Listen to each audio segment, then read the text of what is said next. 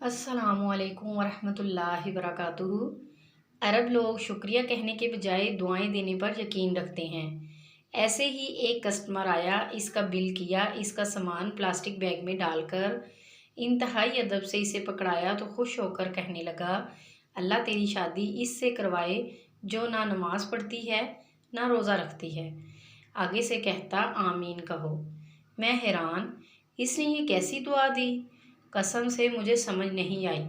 میں حیرانگی سے بولا، میرا ہاتھ تھام کر بولا، سمجھاتا ہوں، پہلے آمین بولو۔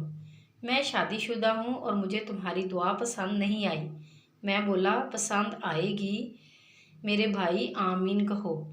میرا ہاتھ بدستور اس کے ہاتھ میں تھا۔ آمین میں بولا۔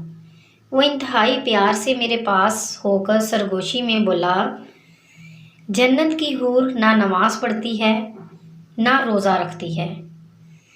دعا کا مطلب سمجھ آیا تو میرے وجود کا رواں رواں آمین بن گیا۔